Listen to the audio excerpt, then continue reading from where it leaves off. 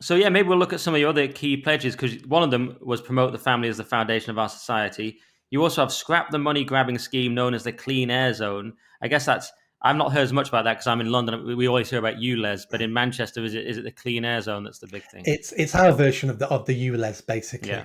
The cameras went up 2 years ago.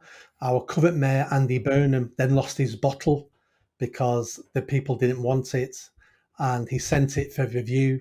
He's now decided a couple of weeks ago, I'm now against this, so I'm not going to implement it, even though we spent £200 million with the cat on the cameras and spent 2 years of his time trying to implement it. He's now seen the light. So it's not going to happen this year or next year. But I keep telling people, Andy Burnham only said, I'm not going to implement the CAS while I'm mayor. We don't think he's going to be mayor much longer. We think he's going to jump to be an MP and get to London. So who comes after him can flick of a switch, can implement the CAS on their day one. That's why I'm saying now, not only will I scrap the CAS, I'm going to tear down the infrastructure. Because my initial thought was, let's keep all the cameras. It'd be great for crime detection. And then one night in bed, I woke up in a cold sweat going, if I leave all the cameras, the person who comes after me can flick the switch and we've got 15-minute cities. We've got pay per mile for driving because I've left all the cameras. How stupid would I be if I let that happen? I love that you care enough to wake up in a cold sweat about the Yeah. CAS cameras. I like that. But also, you'd be the ultimate Blade Runner. You'd be the guy tearing them all down. Because, of course, are they doing that in Manchester, tearing them down? They're not, and I don't condone that because even though I'm against it, we cannot start picking the rules and laws we want to follow because that leads to anarchy. So, the Blade Runners in London, we think are doing a great job chopping down the cameras. But what happens when another group of people decide they don't want to follow a certain law and they start implementing what they want?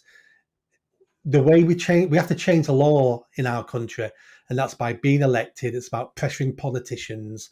That's how we do it. So I don't condone the Blade Runners. I know why they're doing it, but they're wrong. Yeah, well, I suppose the North's always more sensible. I'm from Cumbria. Half my family's from Manchester area. So, yeah, we're always a bit more sensible. But I can understand that. Yeah, but it's so unpopular, isn't it? It's funny that it's so unpopular. It takes a lot to rouse English people to tear down cameras. But in the past, it would be something like the poll tax. They might actually listen and go, we've gone too far. Now Sadiq Khan just calls everyone a Nazi. I mean, it's pretty appalling. What about this one? Fix the police by turning them back into a police force. This is very interesting to me because the police are a bit of a conundrum. Whenever we cover them on GB News, we're sort of compelled to say, well, yeah, there are some wrong uns. There's been rape cases. Obviously, Sarah Everard, the case being the most extreme example of it, where it was an actual murder. And then there's the sort of gallows humor of WhatsApp messages that gets tied with that, whereas I think that's probably banter in a lot of cases. But then there's the sort of that element of the police, but there is also the undeniable wokeness of the police and the undeniable two-tier policing. We've seen it again with the Palestine marches, the difference between being pro-Palestine and being alleged far right, person on the who's met Tommy Robinson 16 years ago or something. You see the kind of difference in treatment, and you see the woke policing. So, what is your vision for how to fix the police? Yeah, a couple of points there that you raised. The first one about the wrong-uns in the police. Every institution has some wrong-uns in it because we cannot filter out them all the time. We try to do our best, but some will always slip through. What's happened with the police in the last 30, 40, 50 years is every decade we lower the bar for recruitment. We need more women. Oh, let's reduce the physical fitness of police officers so we can get more women. Well, that also means we get fat, lazy men as well. Let's reduce recruitment so we can attract more Asian people and more black people. So let's not look at certain things. So we lower the bar and more wrong-uns join the police. So we've damaged the police through recruitment. And then the wokeness of the police, and this is what annoys most people. We have police services now. No, I want a police force. I want a police force that hammers criminals. I want a police force that criminals are terrified of the police. I don't want me and you afraid of the police unless we're criminals. But I'm tired of this touchy-feely, pink and fluffy nonsense. And it's almost as if the police now treat criminals as if they're victims themselves. You're a victim of circumstance. It's because you were brought up in a single-parent household. We feel sorry for you. You went to a poor school. We feel sorry for you. It's your culture and your parents. We feel sorry for you. And my answer is, I don't feel sorry for you, mate. I've worked with criminals for 2 decades. It is your fault. You had personal responsibility. And the more we pander to these criminals, the more we make excuses for them, insult their neighbours who also have the same life, who live in the same streets as them, who may be poor, who may fail their education. They're not criminals. So stop trying to find excuses for our criminals now. The criminals because they're criminals. The cause of crime isn't poverty. The cause of crime are criminals. So let's hammer them. And how do we do that in Greater Manchester Police? Well, day one, we deprioritise all the woke nonsense. So the mayor can't change the law. I can't invent new laws. But what I can do as the mayor, who's also the police crime commissioner, I can say to the chief constable, these certain crimes now are deprioritised. They're still illegal, by the way, but we're not going to pay much attention to them because we've got new priorities, such as looking online, policing tweets inside of the streets, non-crime rate incidents, hurty words, all that will be deprioritised. It'll still be illegal, but we won't really be looking at it because I'll be looking at muggers, burglars, knife crime and rapists. That's what I want the police looking at. Then I'll be looking at the internal woke groups within Greater Manchester Police. We have something called the Black Officers Group, the LGBT Officers Group, the Muslim Officers Group. They all get disbanded day one. I'm not having identity politics in Greater Manchester Police. Those groups can still exist. Officers can still run those groups in their own time with no police resources, and they'll have no special bat phone to senior management when they come up with an idea, but they can still run those groups and chat about what they want to chat about. Absolutely fine. Freedom of speech, but they won't be representing police officers within Greater Manchester Police. So they all get disbanded day one. And then, go on, sorry. No, I was going to say, do you think you can really tackle woke policing at a local level, or is it just too deep in the system? No, the senior police have become politicised. All the lower rank police officers I speak to hate all this stuff. Some of them love it, but most of them hate it and are embarrassed about it. That's why the retention of police officers is quite hard at the moment, because they're leaving because they're sick of it all. They're sick of the public hating them. Even law-abiding citizens now dislike the police. Criminals have always hated the police, but that means you're doing a good job. But now law-abiding people now think the police are a joke. Why would you do a job like that? So good officers are leaving. We need to retain those officers. And then we need to look at promotion within the police. And that'll be one of my stages in my plan as well. To be promoted in the police, when you sit at that promotion board, you've got to come up with a brand new idea. And those ideas are normally based around being woke. How are we going to engage the black community better? How are we going to have LGBT individuals support the police more? It's like, no, we're not going to promote on those woke projects anymore now. We're going to look at things like dedication, physical fitness, knowledge of the law, respect, patriotism. That's what I'll be looking how we promote police officers within Greater Manchester Police. And within 5 to 10 years, those officers will start moving up the ranks, and the whole atmosphere and environment around senior police officers will start changing. It's going to take a decade to change the top senior police officers.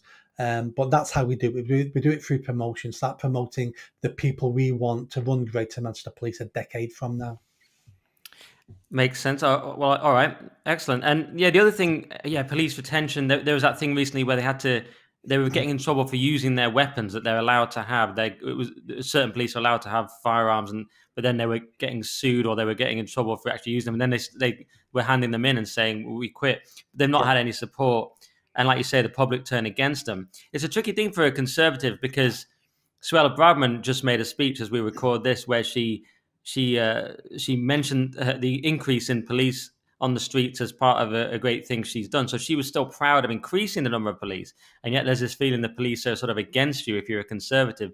Well, so we have a strange thing, because we believe in police and order and police on the streets, the traditional idea of policing, but we don't agree with the new police. So it's a tricky one. So you're sort of saying the same. You support proper policing, basically, and good police, but not this new thing, which the police themselves don't even like. Yeah, I'm fully behind the police. I mean, I have to be. I've spent 2 decades working with the police. At one point, I was based in police stations when I worked for the council as a manager. I've trained police officers.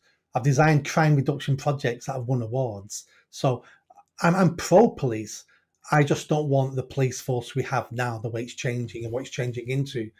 Um, and I think the general public is exactly the same. Without a decent professional police force, we're going to live in anarchy. Everybody I know wants to support the police, but is sick of the wokeness, sick of the double standards, sick of the two-tier policing. And all this is easy to change. And it'll be easy to change if you have a police crime commissioner, mayor, who will protect the police. Because what the police do now, the senior police officers are scared to do anything, because if it goes wrong, they're going to be thrown under the bus, just like those armed police officers were in the Met. So the politician goes, oh, I don't want any hassle on this. I don't want the bad publicity. I'll just sacrifice these officers. What I'll be doing as mayor is saying, no, those officers that did the right thing, unless they've abused their power, obviously, but on the whole, they've done the right thing, and I stand by them, because the police crime commissioner and the mayor should be there to protect the police politically so they can do what they need to be done. How can you police the streets where everything you do, am I going to get into trouble? Is someone going to take a photo of me? Is the mayor going to throw me under the bus? How do you do your job under those circumstances? You need the ultimate boss who says, no, I support the police, and I will take the flak. And I'll take the flak because I don't care. I'm not looking to be prime minister. I'm not looking to be elected again. I'm not looking to have a political career. I'm here to do the heavy lifting so we can have a better tomorrow. So I'm not worried about my career. All right, great message. Not many politicians will say that. As you say, you're not after a political career. What about this next one? You alluded briefly to free speech, and you say you'll create a free speech charter so everyone understands their rights. You can't change the law, you've said, but you'll just make it clear what people's rights are. Exactly. Most of the people I speak to, average people on the streets, my mates in a pub, will say things like, oh, it's illegal to say that. It's like, it's not illegal to say that. We've created a whole atmosphere now where the average person is afraid to talk about sensitive subjects, and some of them actually think it's illegal. How have we got into such a state that English men and English women are afraid to speak in their own country about what they want to speak about? We're turning into a nation of cowards, and I can't have that. So I'm going to work with someone like the Free Speech Union. I'll commission them to come up with a free speech charter based on existing law, because I can't create new laws. We'll get some top barristers involved, and we'll come up with a plan. Simple things, simple bullet points that people can understand, so people know what they can say, what they can't say, what the law says, when you go too far, when you don't go too far. That'll be on the mayor's website, and people can download it, and they know their rights then. So when a police officer stops you in the street and demands you stop preaching from the Bible, you can say, wait a minute, officer, let me just download this off the mayor's office, who's your boss, and let me show you what the mayor says I can say. And we can educate that police officer. If your boss says to you, you need to go to a white supremacy, negative, we hate white people training course, you can say, excuse me, no, I don't, because the mayor of Greater Manchester says these things on his website. And I want to give individuals the power and information for them to fight back. And if we lose free speech in this country, then I'll tell you, we won't be free people anymore. And I would rather hear hurty words and be called nasty names, which I am every day anyway, so who cares? I'd rather have that than lose the ability to speak. Because then how do we hold our politicians accountable? How do we call people out for being liars and being evil? They may not be liars, they may not be evil, but then but they have free speech then to correct me and say, you've misunderstood this, Nick. Free speech is vital if we want to be free. Yeah, and some would say we've already lost it, of course, in this country. And one issue is that, does the law even matter? You're saying there, we'll set out the law. But a lot of these cases, the free speech union tackle, eventually they win, but you have to go through all kinds of pain and losing your job and financial pain, which they may cover for you if you're lucky. But the law isn't even the question. You get put through, the process is the punishment. That's one issue. Then there's another issue. The police don't even know the law. So they'll arrest people and it'll be overturned, but they still arrest them. Or we'll see posters like, I think it was being offensive is an offense and things like this, which it isn't. They'll have all these non-crime hate incidents taken way too far when they shouldn't even exist, full stop. So it's almost like you're saying people need to know the law, but actually the law doesn't seem to really matter. It's sort of more just what actually happens in reality, which is the law is often ignored or not known. Mm. I'm not saying this free speech charter will solve all our problems overnight, but it's the first step on empowering the public to fight for their rights. It's very hard to fight for freedom of speech when you don't know if you have it or not anymore. You've heard so many rumors, you've seen so many cases on TV and in the paper. You're not sure. Some of like I say in the pub, some of the people I know actually think some things are illegal to say, and I'm going, they're not illegal. This will be a tool that people can use, A, to fight for their rights, B, to educate other people who may be infringing on other people's rights. Because a police officer who arrests somebody for hate speech might be thinking, well, that was illegal. But if he downloads the mayor's free speech charter, he'll be able to go, well, actually, it isn't illegal, is it? No, so I won't arrest that person. This is just one extra tool to start empowering the people to fight back. It's not going to end the problem overnight, obviously. All right. Well, we may as well go through all your key pledges since I'm enjoying these. Let's do create a waste and incompetence watchdog to inform the public on how their taxes are squandered. Yep. I worked for Manchester Council for 10 years. I could tell you stories that you probably will believe about the incompetence, the waste. I won't get into those stories now. I wrote about them, so they're on my Substack if anyone wants to read them. I'm tired of them. I mean, we're paying more tax now than we've ever done, and services are getting worse and worse. And we have to ask why. Part of the reason is identity politics. We're not recruiting the best people now to run our services. We're box ticking, so we're getting incompetent people in projects. That's part of the problem. But then there's no accountability.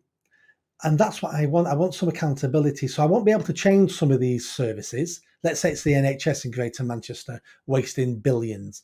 But what I can do as mayor is shine a light on it and highlight a name of the person, of the chair of the board or the CEO or the manager in that department. I can shine a light on them saying, this is the person who wasted £500 million on paper clips, and we've got now 1,000 years worth of paper clips stored at the NHS. Or this is the manager, or this is the chair who introduced this new computer system that is incompatible with the old system, and now we can't use it. And these things happen all the time. I want senior managers and chairs of boards of our public services to understand I'm going to give them skin in this game. I'm going to highlight him. I'm going to shame him. I'm going to embarrass them when they're wasting our money. And it'll be unfortunate for the individuals I do it to, but the message that will send round the whole of Greater Manchester, as in, right, I better work a bit harder here. I better get some value for money here, because that crazy mayor we've got is going to name me, is going to shame me. So I better do a better job here. That's all we can do, is start naming and shaming incompetence, and hopefully that will lead to better results. Because the people at the top of our organisations are not all stupid. Some of them are very clever, but they're working within an incompetent system and they haven't got skin in the game. Here's a great example. I got promoted when I was in the council, moved up a level, moved into town hall, and my new manager, who I already knew, called me in his office for my introductory talk into his team. You want, sit down, Nick. Right, I know you, you know me. Do whatever you want. Don't cause me any work. And I left the office. And that was how quick my introduction to his team was. All he cared about was, don't cause me any extra work. That's the environment of our public services. That's who we're promoting. That's the level of service we're getting. That's the sort of thing I'll be shaming.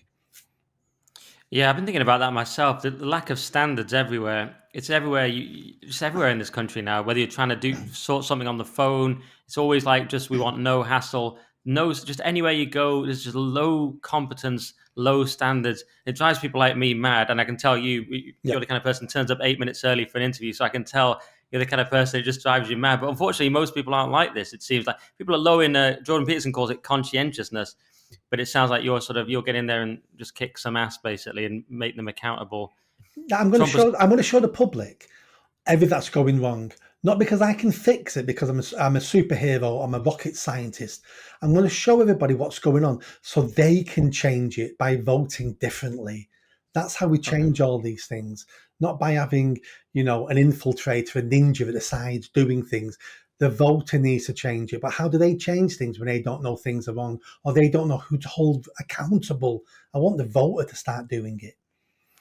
Okay. Trump just said he's going to be a dictator, but only on day one. I like the idea of you coming into Greater Manchester and being a dictator on day one. It turns out he just meant close the border and drill for oil, and he was just joking. But I'd like a dictator, Nick Buckley, in Greater Manchester. But I'm sure you won't be. I just want to look at these last couple, which are a little bit local. They're a little bit niche to maybe some of our audience. But you say support Bolton to hold a referendum on if they wish to be a part of Greater Manchester, and give a referendum on whether people want to keep the position of mayor at all. I was really interested in that Bolton one, because I've always thought of Bolton as Lancashire. Being half my family being from Lancashire, I just thought it was. But actually, it joined Greater Manchester in 1974, which I was surprised. Like, even when I was growing up, I just always thought of it as Lancashire. I was surprised to find it was actually Greater Manchester. I only found out years later.